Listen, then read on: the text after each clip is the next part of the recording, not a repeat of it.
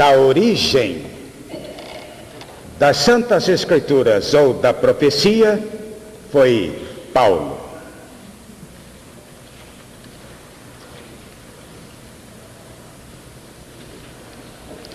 Assim é que, dirigindo-se a pastores, e como os pastores precisam estar atentos às Escrituras,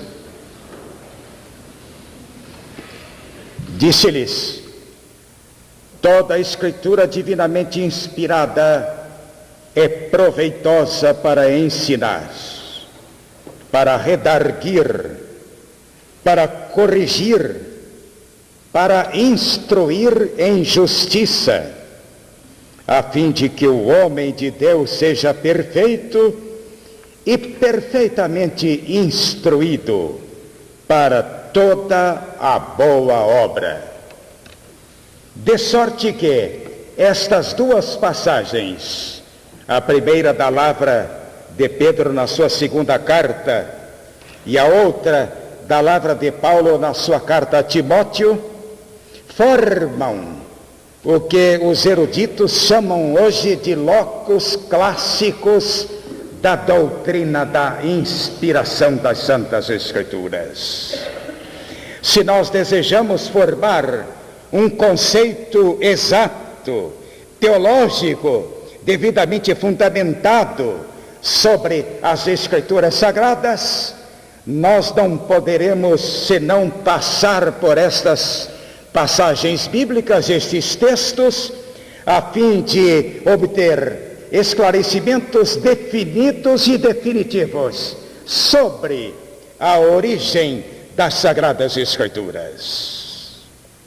Já foi dito aqui, e é conveniente repetir para o efeito didático, que não teremos uma sólida vida cristã, uma vida cristã autêntica, transparente, adequada, que em tudo corresponda aos desígnios de Deus, se não tivermos ideias bem claras, conceitos bem definidos sobre a origem da Bíblia Sagrada, porque nós dizemos que a Bíblia Sagrada é a nossa determinante de teologia, de doutrina e de vivência cristã. Se nos dermos ao trabalho de rastrear as diversas confissões religiosas existentes no transcurso dos séculos, pelos diversos grupos cristãos, nos damos conta de que todos eles fizeram timbre neste diapasão, o de que as Sagradas Escrituras são a nossa única norma de fé e prática. Nós cremos nas Sagradas Escrituras, e porque cremos nelas, nós vivemos ou devemos viver de acordo com elas. A nossa vida eclesiástica, a nossa vida profissional, a nossa vida doméstica, a nossa vida espiritual devem ser pautadas por estes santos escritos, a fim de corresponderem em tudo aos desígnios do Santo Deus. Pedro estava inteiramente voltado para essa questão. Por isso que, ainda no início da segunda metade do primeiro século, alguns falsos mestres haviam penetrado nas igrejas da Ásia proconsular e divulgado ideias não muito compatíveis com o ensino apostólico relativamente à palavra de Deus. De sorte que Pedro não teve a menor dúvida em increpá-los de falsos profetas, tais como os que hoje perturbam a estabilidade doutrinária dos crentes e os desviam da comunhão da igreja, em busca de duvidosas práticas religiosas e de experimentos que estão longe de corresponder aos ensinos das Sagradas Escrituras, desde o Gênesis até o Apocalipse. Eis porque é conveniente que ouçamos o apóstolo Pedro. Pedro, que foi impropriamente chamado deu primus inter pares, deu príncipe dos apóstolos, contudo não se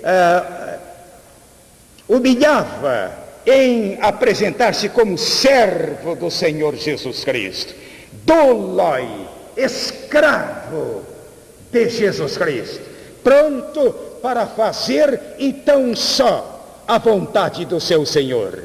E era da vontade do seu Senhor, ao qual ele serviu até o fim da vida, sofrendo martírio, que ele enfrentasse os falsos profetas, as falsas doutrinas, os falsos mestres, o falso evangelho, o falso ensinamento, para fundamentar as igrejas, para alicerçá-las graniticamente, para fortalecê-las na fé, para fazerem igrejas fiéis à sã doutrina, à palavra de Deus.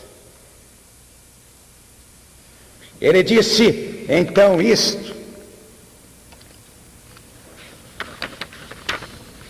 sabendo primeiramente isto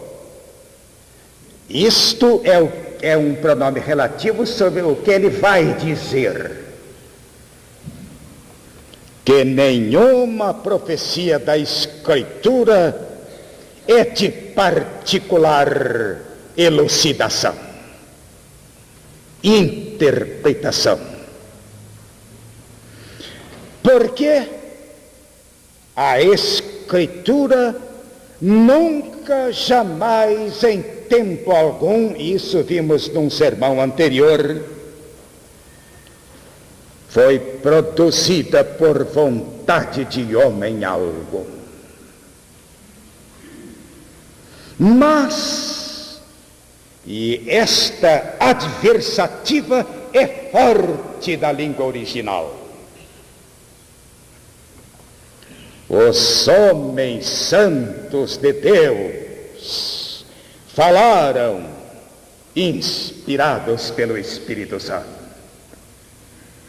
Ou como diz a versão revisada da imprensa bíblica, falaram movidos pelo Espírito Santo.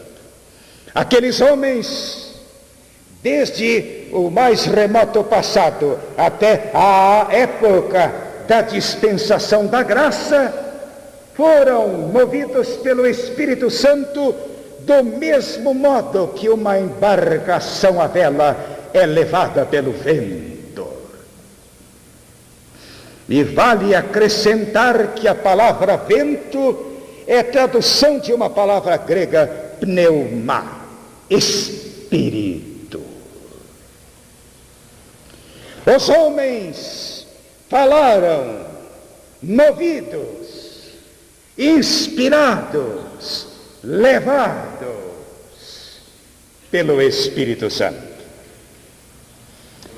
Trouxe para a vossa reflexão a palavra da tradução do saudoso mestre de teologia J.B. Phillips, que diz o seguinte sobre esta passagem: nenhuma profecia teve a sua origem na vontade humana. Homens santos de Deus falaram, vírgula, porque foram inspirados pelo Espírito Santo. Quaisquer que sejam as traduções do texto original, elas não se distanciam desta verdade luminosa e fundamental de nossa fé, a de que a Escritura Sagrada não pode ser, como vimos anteriormente, produto da vontade humana, do arbítrio do homem, do talante do homem, das concepções religiosas do homem. Não pode ser. As produções humanas, por relevantes que sejam, do ponto de vista intelectual, literário e filosófico, deixam-se superar pelas circunstâncias mesológicas do tempo e do espaço, perdem atualidade e apresentam uma defasagem que precisa de ser alterada a fim de resguardar a originalidade do pensamento de seus autores. É por isso que, entre outras circunstâncias, as impressões da literatura e dos grandes livros modernos sempre trazem a nota 8ª edição, 19ª edição, por força do que as modificações vão sendo feitas e alterados os conceitos iniciais para corresponder a eventualidades e a atualidades.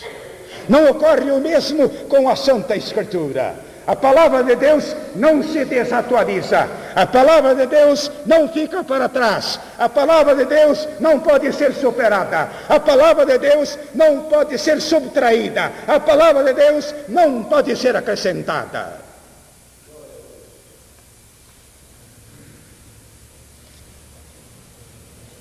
Mas Pedro não se limitou a este aspecto negativo da sua concepção teológica sobre a origem das Sagradas Escrituras, como entendeu de reforçá-lo com uma visão afirmativa e uma declaração afirmativa da parte dele sobre a matéria.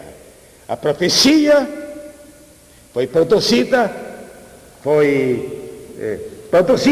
por homens que falaram inspirados pelo Espírito Santo.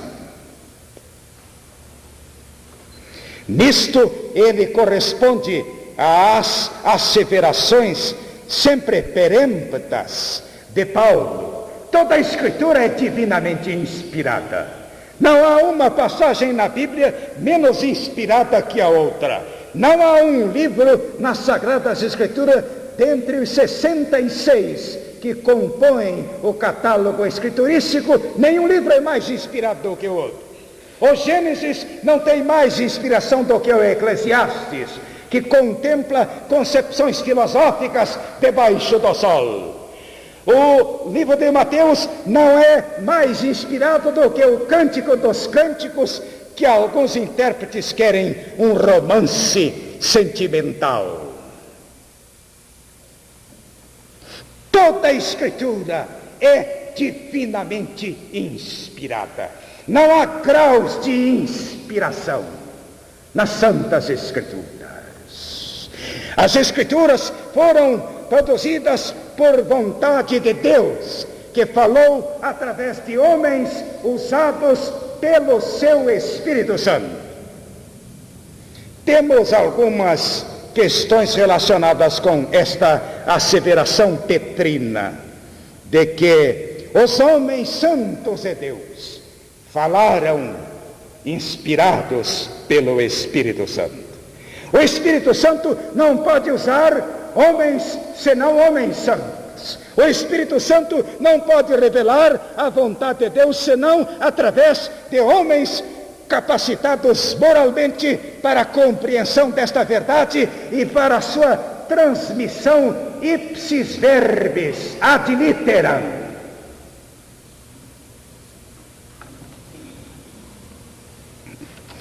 Os homens santos de Deus falaram movidos, inspirados pelo Espírito Santo. Isso reitera a asseveração de que nem Pedro, nem Paulo, nem Moisés, nem Isaías ou qualquer outro escritor tenha tomado a iniciativa de produzir aquelas obras que hoje figuram no catálogo escriturístico.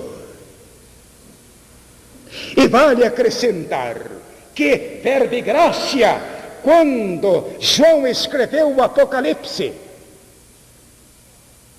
ele estava longe de imaginar que a sua obra iria figurar num conjunto de escrituras sagradas. O mesmo se pode dizer a respeito de todos os mais escritores. Eles estavam muito longe de imaginar que as suas produções movidas, realizadas pelo Espírito Santo, mais tarde iriam formar um livro que nós chamamos de revelação compendiada, que nós chamamos de Bíblia Sagrada, que nós chamamos de registro da revelação de Deus. Estes homens falaram movidos pelo Espírito Santo. Esses homens foram usados pelo Espírito Santo.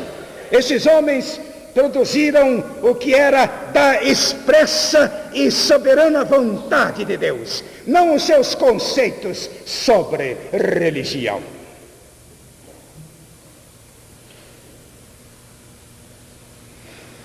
Como é que podemos saber disso? Como é que podemos nos certificar de que estes escritos foram produto da ação de Deus, da movimentação do seu Espírito Santo? Nós poderíamos alinhar um sem número de argumentos ad infinitum que provam que estas Escrituras Sagradas foram produto da inspiração do Espírito Santo de Deus. Foram determinadas pela vontade de Deus, foram produzidas pelo Espírito de Deus, de modo que quando em minha casa, ou no serviço, ou viajando, ou em qualquer circunstância, eu paro para ler a Sagrada Escritura, se é que paro para ler a Sagrada Escritura, devo ter a convicção de que Deus está falando ao meu coração. Deus está tentando revolucionar a minha vida. Deus quer santificar a minha vida. Deus quer usar a minha vida para a sua glória. Deus fala através da sua palavra.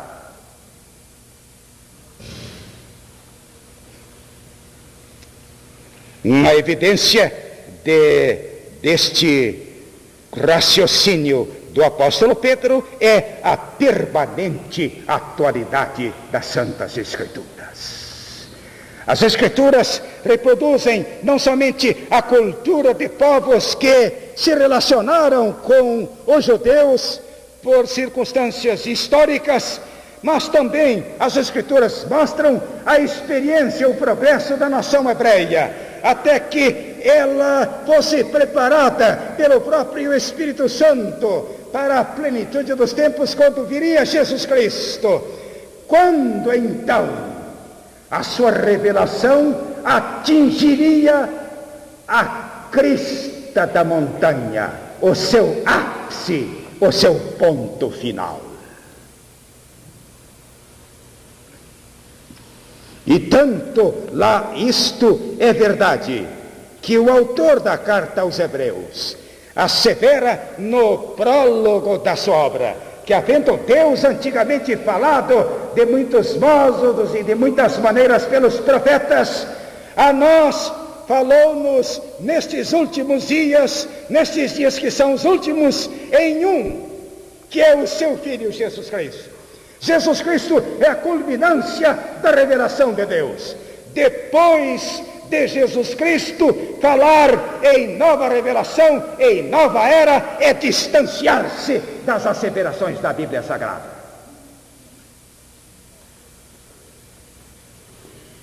Nós não precisamos de uma nova revelação, porque a revelação de Deus acompanha, permeia e influencia os séculos e os homens dos séculos que fazem a história. A Bíblia tem uma permanente atualidade. A Bíblia serviu aos nossos antepassados. A Bíblia serviu aos fiéis servos de Deus do passado e orientou os seus passos. E eles produziram coisas espantosas por sua fidelidade à Santa Escritura. Nós somos bem-sucedidos nas obras que realizamos na medida em que sejamos fiéis às Santas Escrituras.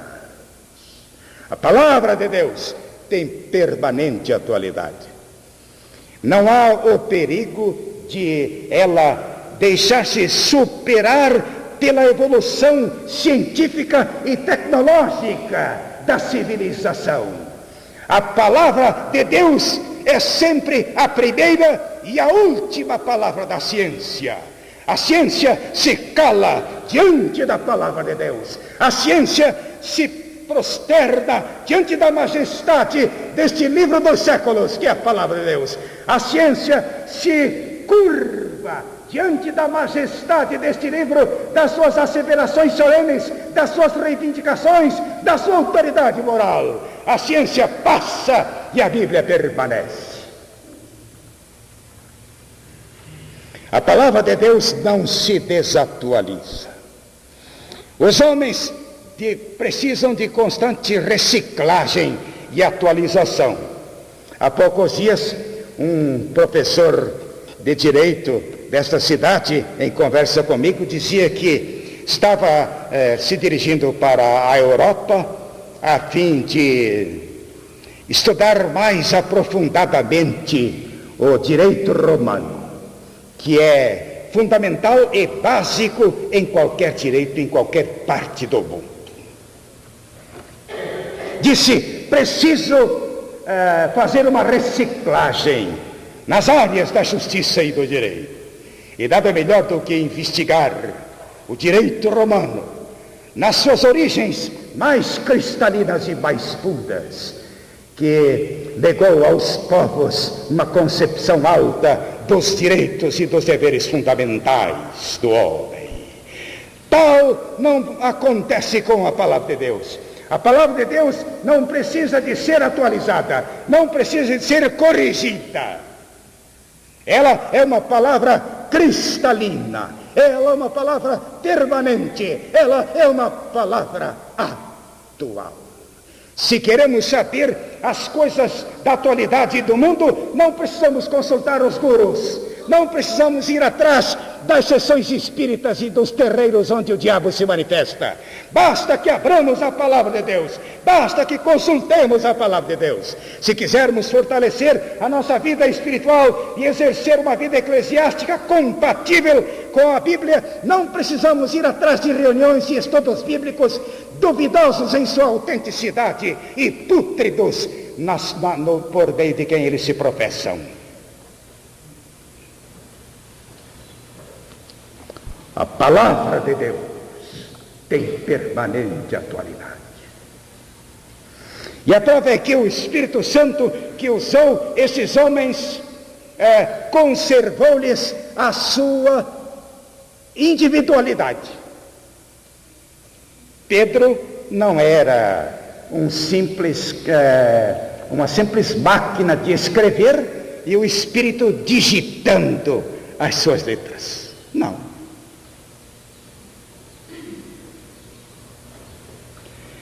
A expressão petrina dá a ideia de que o Espírito usou a personalidade como tal, com suas riquezas, seus poderes, suas faculdades, sua inteligência, sua cultura, sua compreensão da história, sua compreensão de Deus. E através destes homens, o Espírito tornou conhecida a revelação de Deus.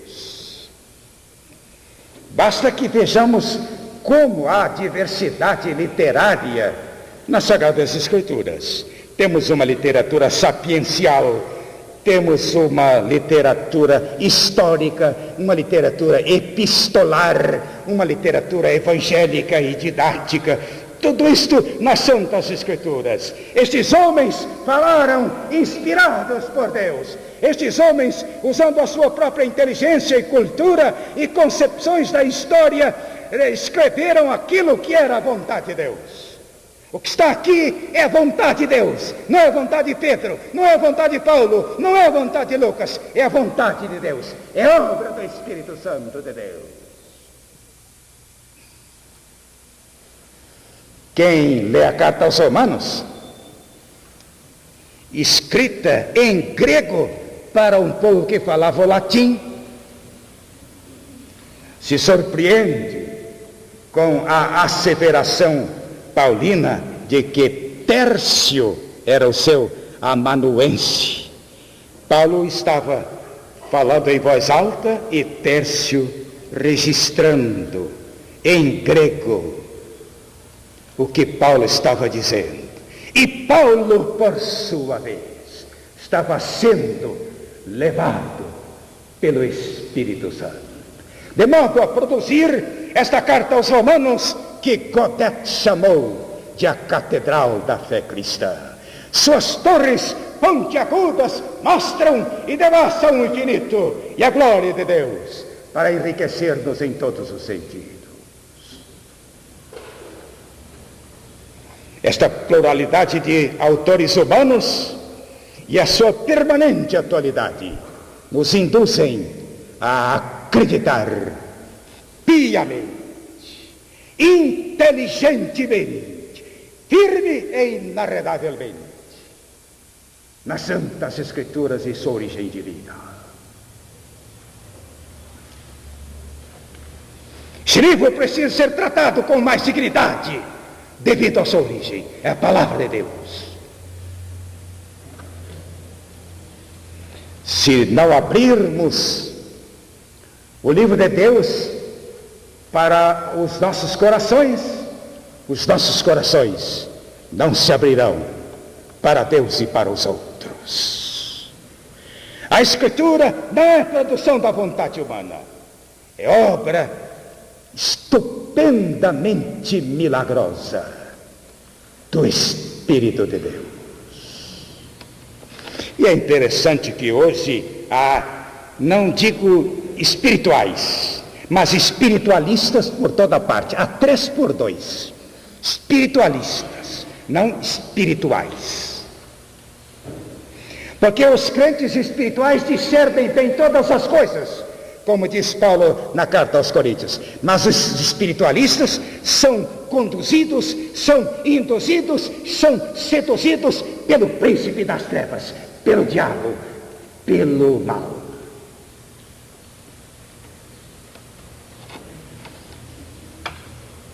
É preciso que nos convençamos de uma vez para sempre que este livro é o livro da igreja, porque é o livro de Deus. É o livro do pastor, porque é o livro de Deus. É o livro do crente, porque é o livro de Deus. É o patrimônio da humanidade. É responsável pela grandeza e pelo desenvolvimento dos indivíduos e dos povos que se voltam para Deus. Nenhuma escritura foi produzida sua pelo homem, mas o homem santo foi usado por Deus para receber a sua revelação transmitida pelo Espírito Santo. E hoje nós temos este tesouro imarcessível de valor espiritual, que enche o nosso coração de fé e não permite que caiamos desanimados com as lutas e dificuldades da vida.